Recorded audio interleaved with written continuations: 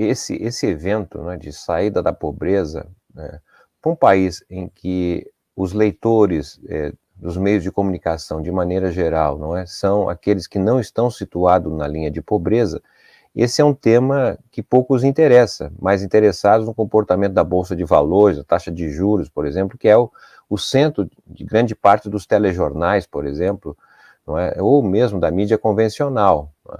Agora nós estamos falando de um país de pobres, né, de 80% da população recebendo até 2 salários mínimos, são dados do IBGE.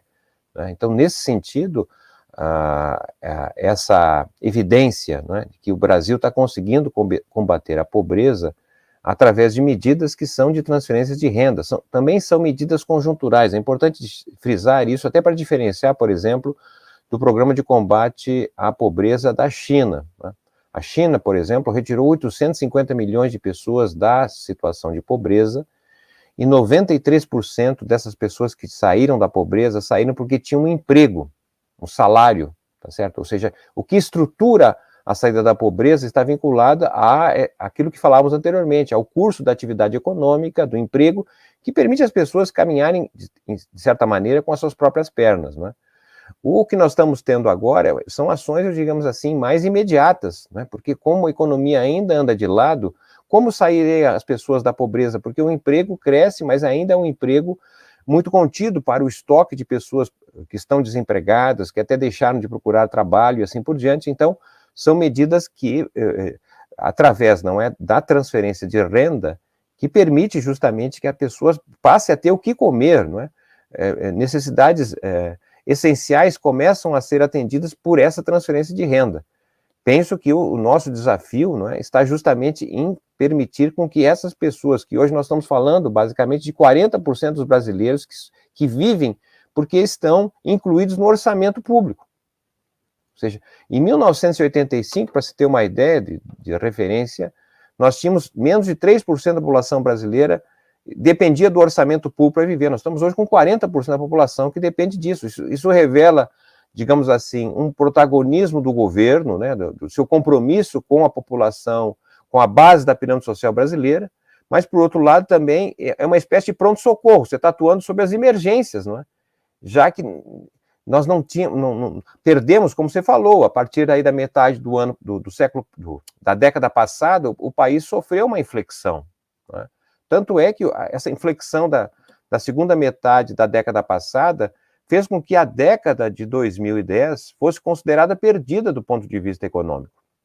O censo revelado aí, os seus dados preliminares pelo IBGE, né, demonstra, inclusive, como a população reagiu em relação a isso. Né? Ao se comparar os dados de 2022 com os dados de 2010, não é? Percebe justamente um encolhimento do ponto de vista do ritmo da população, tendo em vista o repensar sobre a decisão de ter filhos por parte das famílias. Não é?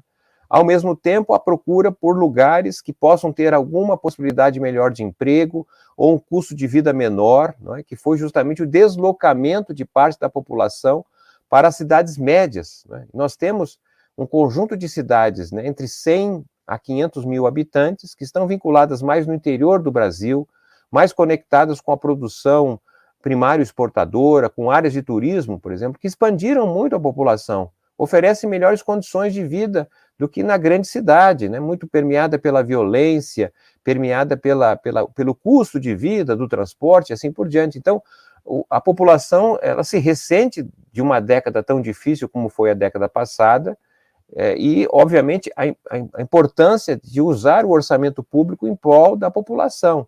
E ainda a gente sabe que o nosso orçamento federal ele tem uma série de falhas, não é? Sejam das desonerações, isenções fiscais, que os ricos praticamente ficam isentos disso. A reforma, que é um começo da reforma trabalhista, eu entendo, aqui passou na Câmara e vamos acompanhar o que acontece no Senado, não é? Ela é um passo importante, porque, de certa maneira, suaviza, especialmente a tributação sobre o consumo, não é? Que é aquele imposto que quem paga é quem consome e não quem produz, tá certo? Não é o empresário que tira do bolso o pagamento do imposto, é quem justamente nós que consumimos. Você falou trabalhista, mas é a tributária, né, que você está falando. Muito obrigado pela atenção. De fato, é um engano. Esperamos que a trabalhista também venha a ocorrer em algum momento, mas por hora é tributária, sim, sem dúvida.